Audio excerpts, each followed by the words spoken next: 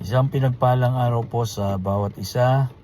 Ngayon pong araw na ito ay nakatakda na ating basahin ay ang chapter 3 ng Titus na napakayaman sa mga insights patungkol sa kung paano tayo mamumuhay bilang mga mananampalataya in connection sa ating community. At binibigyang halaga nitong chapter na ito yung pagiging mabuting mamamayan natin na siyang resulta ng kapangyarihan ng biyaya ng Diyos na siyang una nagligtas sa atin, pangalawa nagbabago sa ating mga buhay. At ito ring chapter na ito, o mula din sa chapter na ito, makikita natin yung kahalagahan ng paggawa ng mabuti, yung value ng communal support at leadership, at maging yung danger o yung panganib ng pagkakabahabahagi. Malinaw dito na tinuturuan binibigyan ng instruction ni Paul si Titus na ang ating pananampalataya ay dapat ay makita doon sa kabuuan ng ating ugali at hindi lamang doon sa kung ano ang ating pinaniniwalaan. Dapat yung ating pinaniniwalaan ay pinapractice din natin. Okay?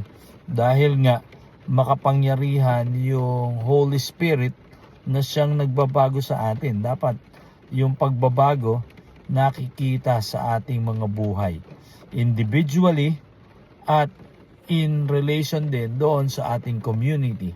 Okay? Lahat ng ito ay biyaya ng Diyos sa atin. Walang sino man na makapagmamagaling na binabago niya ang sarili niya, kundi kung hindi sa kilos ng banal na spirito ay hindi tayo mababago or walang pagbabago na mangyayari sa atin. Okay? Maliwanag po ito. Hindi po ito option. Okay? Kinakailangan magpasakop tayo doon sa mga namumuno sa atin at huwag tayong pangungunahan or mauuna pa na magbatikos o magsabi ng hindi maganda sa kanila dahil sila ang tinalagan ng Panginoon na manguna sa ating gobyerno or sa ating bansa. Okay? At bilang mga mananampalataya din, kinakailangan na iwasan din daw natin dito yung mga pagtatalo-talo na nagdudulot ng pagkakabahabahagi ng katawan ni Kristo.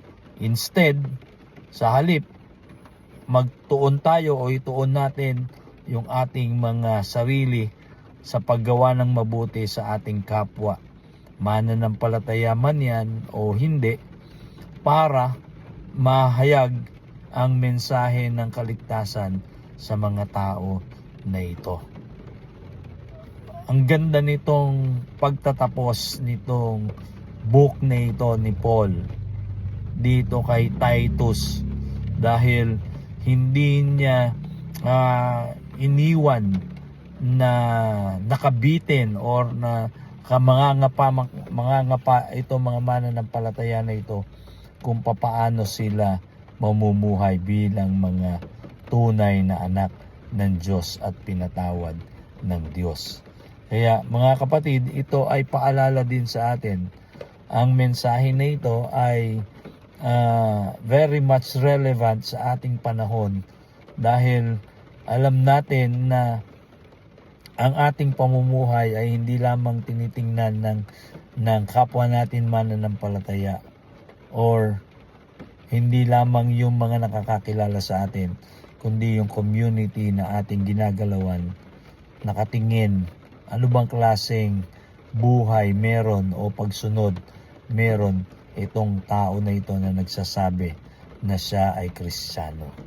So ingatan po natin yung ating mga sinasabi, ginagawa na hindi ito mag-reflect doon sa ating relasyon sa Panginoon. Bagkus sa ating pamumuhay, sa ating pananalita, sa ating pag-iisip, makikita ng mga tao, mananampalataya man o hindi, na tunay na tayo ay binago ng ating Panginoong Jesus.